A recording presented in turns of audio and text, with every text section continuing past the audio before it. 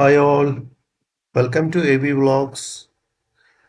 Today's class is about second chapter of EVS, animal adaptations. So please follow, like, subscribe and enable the bell button of our channel to view all the updates quickly. Thank you and once again for all your support. Thank you very much.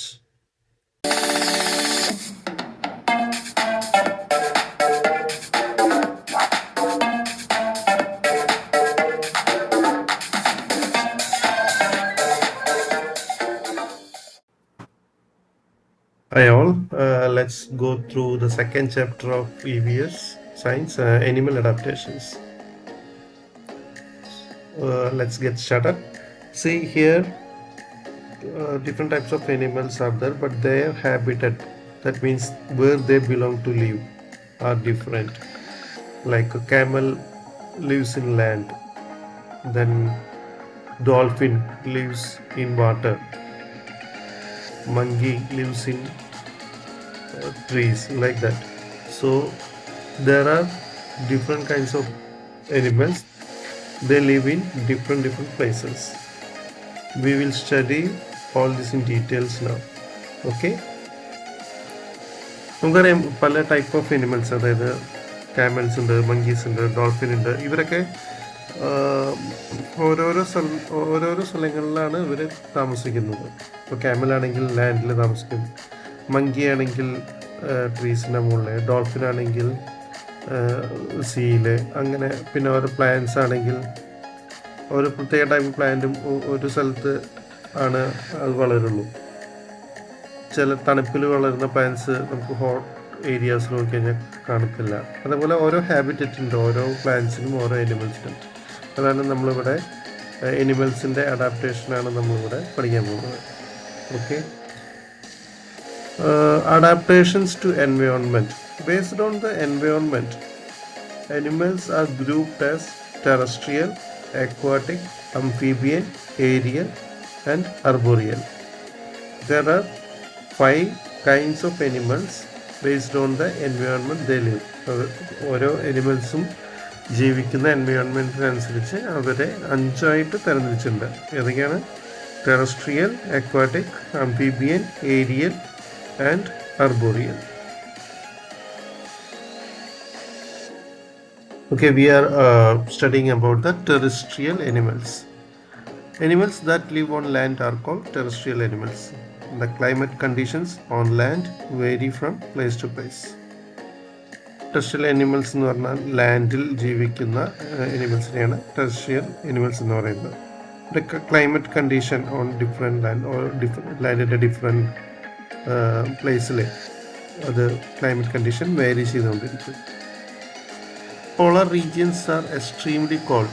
Animals such as polar bears, Arctic foxes, penguins, seals and walruses live there.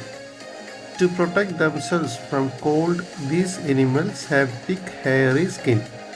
Animals such as polar bear and walrus also have a thick layer of fat under the skin called blubber. So we are learning about the blubber. What is a blubber?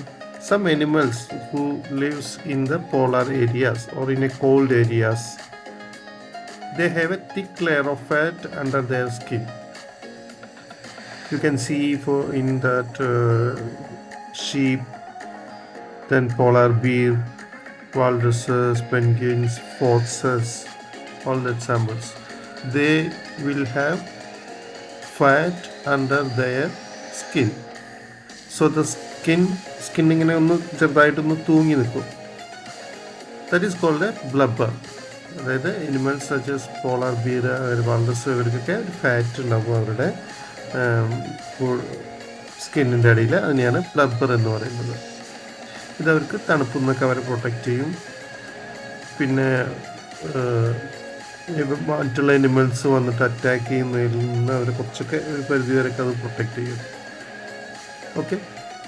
Due to the scarcity of food during cold period, animals such as bee, frog and snake prefer to sleep throughout the winter and remain inactive. This long winter sleep is called hibernation.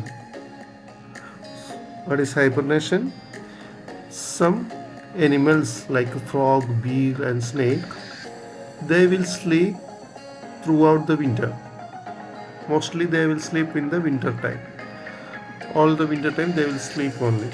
So that kind of sleep is called hibernation.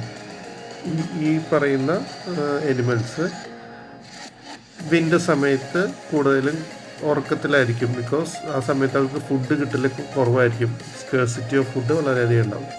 During called periods ഒക്കെ ഉള്ളത്, വളരെ തണുത്ത സമയങ്ങളിൽ അങ്ങനെ കിടന്നവർ ഉറങ്ങണേനെയാണ് hibernation എന്ന് പറയുന്നത്. Mountains are very cold. Animals that live on mountains, such as the mountain sheep, mountain goats, and yaks, have thick fur on their body, which keeps them warm during cold weather. These animals have strong hooves that help them to walk on the slopes of mountain.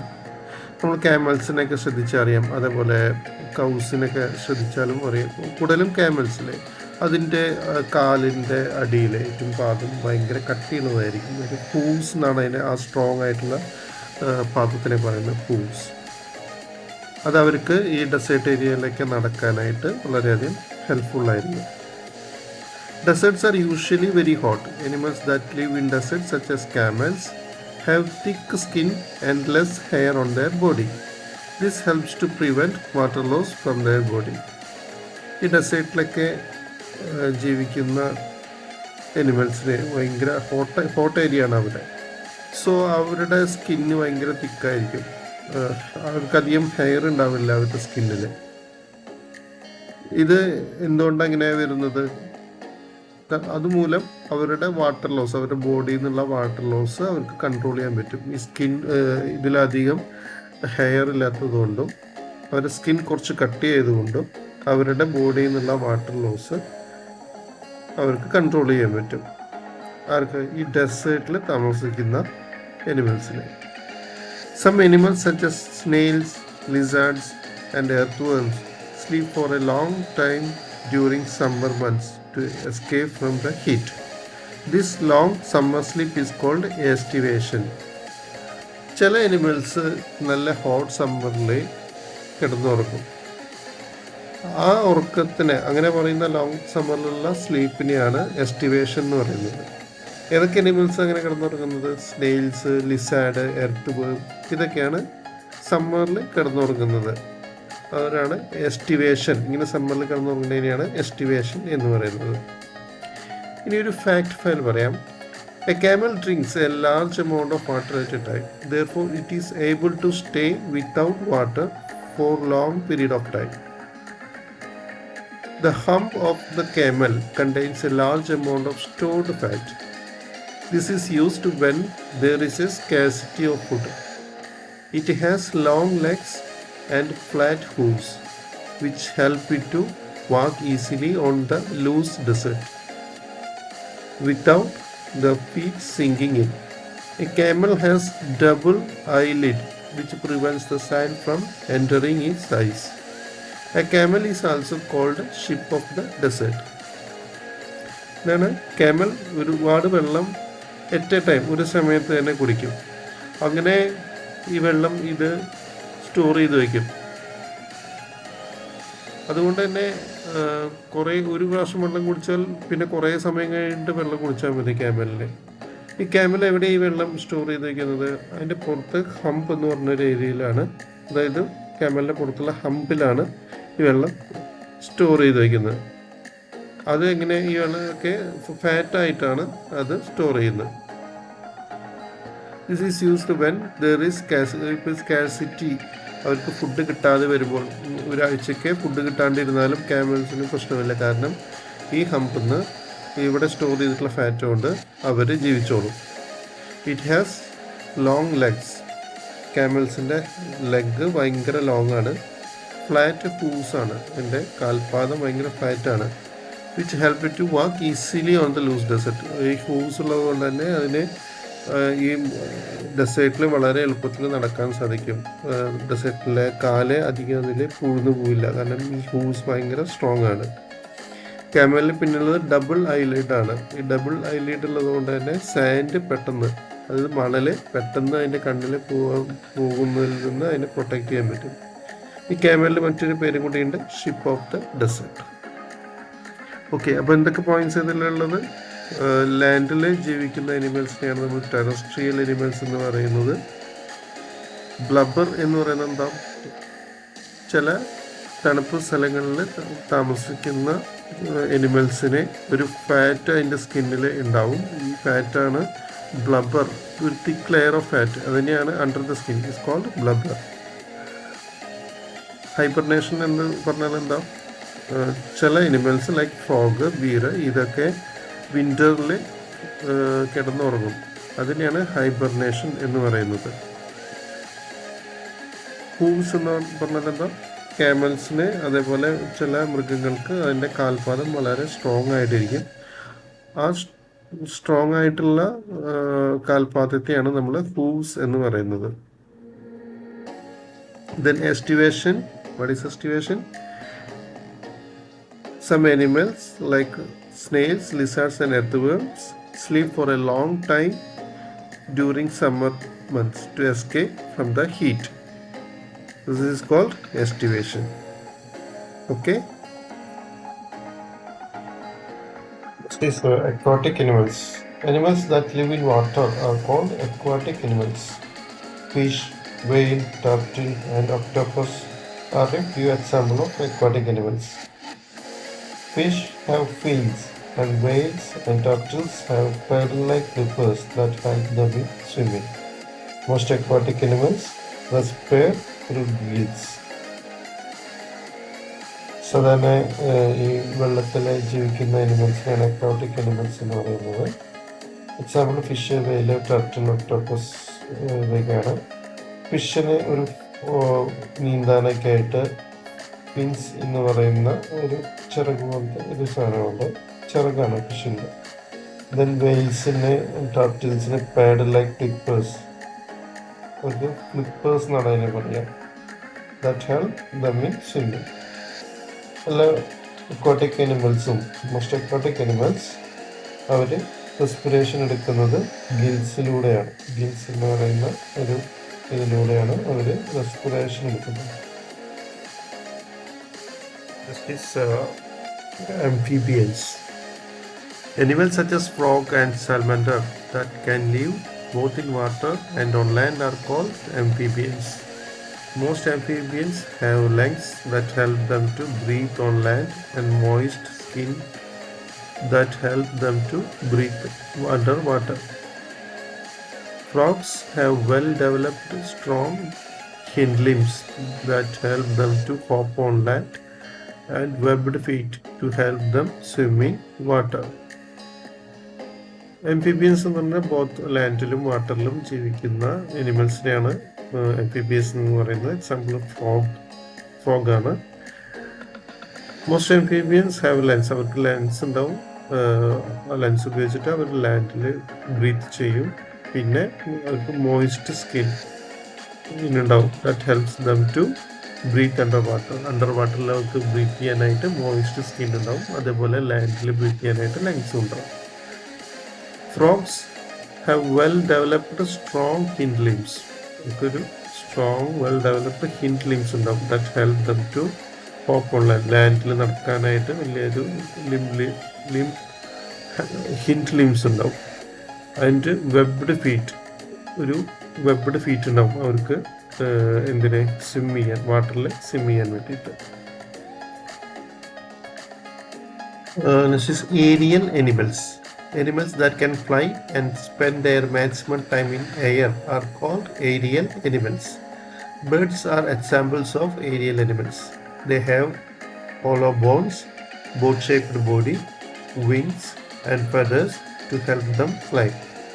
Bats are the only mammals that can fly. Insects such as butterflies and dragonflies have thin papery wings that help them to fly. ഇവിടെ aerial animals എന്നാ നോക്കാം. അത് കൂടുതലും fly ചെയ്യാൻ പറ്റുന്ന ബേഡ്സിനെ അല്ലെങ്കിൽ അനിമൽസിനെയൊക്കെ പറയുന്നതാണ് aerial animals. Birds ആണ് example. they have hollow bones. അവരുടെ ബോൺസ് ഹോളോ ബോൺസ് ആയിരിക്കും. ഒരു ബോട്ട് ഷേപ്പ്ഡ് ബോഡി ആയിരിക്കും അവർക്ക്. കൂടുതലും പറക്കാൻ പറ്റുന്ന വിങ്സ് ഉണ്ടാവും, ഫെതേഴ്സ് ഉണ്ടാവും. ഈ വിങ്സും ഫെതേഴ്സും വെച്ചിട്ടാണ് അവർ ഫ്ലൈ ചെയ്യുന്നത്. ബാറ്റ്സ് ആണ് ഒരു only mammal that can fly. Mammal ഗ്രൂപ്പിൽ ഫ്ലൈ ചെയ്യാൻ പറ്റുന്ന ഒന്ന് ബാറ്റ്സ് മാത്രമാണ്. Insects such as butterfly and dragonflies have thin paper wings that help them to fly. ചില ഇൻസെക്ട്സിന് ഉണ്ടാവും, ലൈക്ക് ബട്ടർഫ്ലൈസിനും ഡ്രാഗൺ ഫ്ലൈസിനൊക്കെ ഒരു പേപ്പറി വിങ്സ് ഉണ്ടാവും ഫ്ലൈ ചെയ്യാനായിട്ട്. അപ്പോൾ എന്താണ് ഏരിയൽ എനിമൽ? മാക്സിമം ടൈം എയറിൽ ഫ്ലൈ ചെയ്യാൻ പറ്റുന്ന എനിമൽസിനെയാണ് ഏരിയൽ എനിമൽസ് എന്ന് പറയുന്നത്. അവർക്കൊരു ബോട്ട് ഷേപ്ഡ് ബോഡി ഉണ്ടാവും, വിങ്സ് ഫെദറൊക്കെ ഉണ്ടാവും ഫ്ലൈ ചെയ്യാൻ വേണ്ടിയിട്ട്. ബാറ്റ്സ് ആണ് only mammal that can fly. ഇൻസെക്ട്സിൽ വന്നിട്ട് ബട്ടർഫ്ലൈസ്, ഡ്രാഗൺ ഫ്ലൈസ്, ഇവർക്കൊക്കെ പേപ്പറി വിങ്സ് ഉണ്ടാവും that help them to fly. Next is arboreal animals. Animals that spend a majority of their time on trees are called arboreal animals. Monkeys, squirrels, tree lizards, and koala bears are examples of arboreal animals. These animals have strong limbs and sharp claws that help them in climbing trees. The tail of monkeys help them to hang on the branches of trees. Arboreal animals എന്ന് പറഞ്ഞാൽ കൂടുതൽ ടൈമും ട്രീയിലൊക്കെ spend ചെയ്യുന്ന എനിമൽസിനെയാണ് arboreal animals എന്ന് പറയുന്നത്. Monkeys, squirrels, tree lizards, koala bears ഇതൊക്കെയാണ് example. അവർക്ക് strong ആയിട്ടുള്ള ഒരു ലിംബ് ഉണ്ടാവും, then ഷാർപ്പ് ക്ലോസ് ഉണ്ടാവും that help them in climbing trees. ഈ സ്ട്രോങ് ലിംബും ഈ ഷാർപ്പ് ക്ലോസും വെച്ചിട്ടാണ് അവർ ട്രീസിൽ ക്ലൈംബ് ചെയ്യുന്നത്. Tail of a monkey help them to hang on the branches of trees. മങ്കിയുടെ ടെയിൽ ഉപയോഗിച്ചിട്ടാണ് അവർ ട്രീസിൽ ഹാങ് ചെയ്യുന്നത്. അപ്പോൾ എന്താണ് ആർബോറിയൽ എനിമൽസ്? മെജോറിറ്റി ടൈമും ട്രീസിൽ സ്പെൻഡ് ചെയ്യുന്ന എനിമൽസാണ് arboreal animals. Example monkey, squirrel, tree lizards, koala bear എന്നിവയൊക്കെയാണ്. അവർക്ക് സ്ട്രോങ് ലിംബ്സ് ഉണ്ടാവും, അതിൻ്റെ സ്ട്രോങ് ഷാർപ്പ് ക്ലോസും ഉണ്ടാവും. ഇത് വെച്ചിട്ടാണ് അവർ മരം കയറുന്നത്. They are climbing the trees. The tale of monkey, നമ്മൾ മങ്കിയുടെ ഈ വാല്, അതാണ് മങ്കീനെ ഈ ട്രീയുടെ ബ്രാഞ്ചസിൽ ഹാങ് ചെയ്യാനായിട്ട് ഹെൽപ്പ് ചെയ്യുന്നത്. Next topic is adaptation for food. Based on the type of food that animals eat, they are grouped into the following categories. Herbivores, carnivores, omnivores, scavengers, and parasites. So what is herbivores? Animals that eat only plant are called herbivores. These animals have strong and broad teeth in the front to bite off leaves and grass, and strong chewing teeth with space in between them for grinding at the back. They are able to travel long distance with the help of their long and strong legs in search of food. Examples include deer, giraffe, and elephant. These herbivores are the animals അവർ പ്ലാന്റിനെ മാത്രം തിന്നുള്ളൂ. അങ്ങനത്തെ എനിമൽസാണ് herbivores എന്ന് പറയുന്നത്. These animals അവർക്ക് strong ആയിട്ടുള്ള ഒരു broad teeth ഉണ്ടാവും, പിന്നെ ഒരു ചിവിങ് ടീത്ത് ഉണ്ടാവും. അതിനാണ് ഇവർ ഈ പ്ലാന്റ്സിനെയൊക്കെ ഗ്രൈൻഡ് ചെയ്തിട്ട് കഴിക്കുന്നത്. അവർക്ക് കൂടുതൽ ദൂരം യാത്ര ചെയ്യാൻ പറ്റും with their long and strong legs വെച്ചിട്ട്. ഇങ്ങനെ യാത്ര ചെയ്തിട്ടാണ് അവരവർക്കുള്ള ഫുഡ് കണ്ടുപിടിക്കുന്നത്. ഏതൊക്കെയാണ് example? Deer, giraffe and elephant ഒക്കെയാണ് example. Next is carnivores. Animals that eat the flesh of other animals are called carnivores. These animals have pointed, sharp, long and curved canines to tear the flesh of their prey. Carnivores chew the flesh and bones with the help of broad and flat grinding teeth present at the back of their mouth. Examples include wolf, tiger and lion. Carnivores എന്ന് പറഞ്ഞാൽ animals that eat flesh of other animals. Other എനിമൽസിൻ്റെ ഇറച്ചി കഴിക്കുന്ന ഇറച്ചി മാത്രം കഴിക്കുന്നത് എനിമൽസിനെയാണ് carnivores എന്ന് പറയുന്നത്. അവരെ അവരുടെ ഷാർപ്പ് ആൻഡ് ലോങ് കർവ്ഡ് കാനൈൻസ്, അവരുടെ ആ ഒരു ഷാർപ്പായിട്ടുള്ള ഒരു ടൂത്തിനെ പറയുന്നതാണ് കാനൈൻസ് എന്നുള്ളത്. അത് വെച്ചിട്ടാണ് അവരുടെ ഇരയുടെ ഫ്ലഷ് അവർ കഴിക്കുന്നത്. അവരെ ചൂ ചെയ്യും, അവരുടെ ഫ്ലഷ് ചൂ ചെയ്യും and bones with the help of broad and flat grinding teeth. അവർക്കൊരു ബ്രോഡായിട്ടുള്ള വലിയൊരു ഫ്ലാറ്റ് ആയിട്ടുള്ള ടീത്ത് ഉണ്ട് അവർക്ക്. അത് വെച്ചിട്ട് അവരത് ഗ്രൈൻഡ് ചെയ്തിട്ട് കഴിക്കും. ഏതൊക്കെയാണ് കാർണിവോർസ് ഉള്ളത്? Wolf, tiger and lion. So who are carnivores? Animals that eat the flesh of other animals are called carnivores. Next is omnivores. Animals such as bears, crows and human beings eat both plants and flesh of other animals. They are called omnivores. ചില animals like human, അതുപോലെ ക്രോ, കാറ്റ്, ഇവരൊക്കെ both പ്ലാന്റ്സിനെയും തിന്നും, അതേപോലെ തന്നെ അനിമൽസിനെയും ഭക്ഷിക്കും. ഇങ്ങനെ പറയുന്ന അനിമൽസാണ് omnivores. Animals such as bears, crows and human beings eat both the plants and the flesh of other animals. They are called omnivores. Next is scavengers. Animals that feed on dead and decaying animals are called scavengers.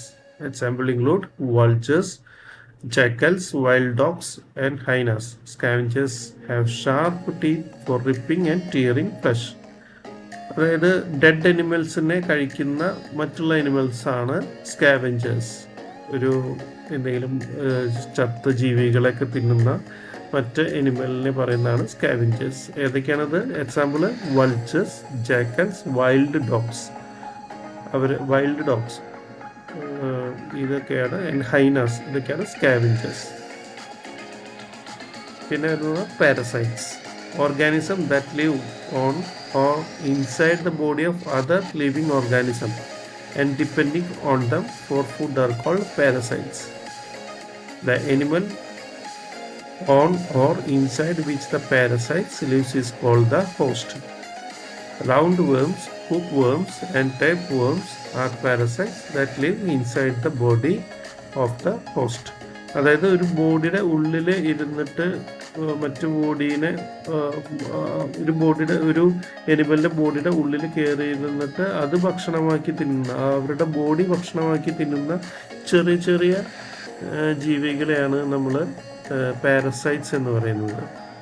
അവർ ഏത് എനിമലിൻ്റെ ഉള്ളിലാണോ ഇരിക്കുന്നത് ആ എനിമലിലാണ് host എന്ന് പറയുന്നത്. Organism that live on or inside the body of other living organism and depending on them for food are called parasites. അങ്ങനെയുള്ള അനിമൽസിനെയാണ് parasite എന്ന് പറയുന്നത്. ഏത് അനിമലിൻ്റെ ഉള്ളിലാണ് അവർ കയറിയിട്ടുള്ള അവരെയാണ് ഹോസ്റ്റ് എന്ന് പറയുന്നത്. The animal on or inside which the parasite live is called host. Round വേമും hook വേമും ടേപ്പ് വേമും ഒക്കെയാണ് അതിന് എക്സാമ്പിൾ ആയിട്ടുള്ളത്. Next is lice. Lice singular is lice and louse is the plural. Ticks and fleas are parasites that live on the surface of host body. The mouth of this organism is adapted to suck blood from the host body. അതായത് ചില അനിമൽസിൻ്റെ ബ്ലഡൊക്കെ ചെറുതായിട്ട് കുടിക്കുന്നൊക്കെ ചെറിയ ജീവികളുണ്ടല്ലോ, അവരെയാണ് lies എന്ന് പറയുന്നത്. Example round വേം, അതായത് അട്ട, അങ്ങനത്തെ ഒക്കെ സാധനങ്ങളാണ് ലൗസ് അല്ലെങ്കിൽ ലൈസ് എന്ന് പറയുന്നത്. ഓക്കെ, അപ്പോൾ ഏതൊക്കെയാണ് അഡാപ്റ്റേഷൻസ് ഫോർ ഫുഡിൻ്റെ ബേസിൽ ക്ലാസിഫൈ ചെയ്തിട്ടുള്ള അനിമൽസിനെ? ഒന്ന് herbivores, those eat only vegetables or plants. Next is carnivores, those who eat flesh of other animals. Third one is omnivores, they will eat both plants and animals. Next is scavengers, those animals they will eat the dead body of other animals. Next is parasite, organism that live on or inside the body of other living organism and depending on them for food are called parasite. The animal on or inside which the parasite live is called the host.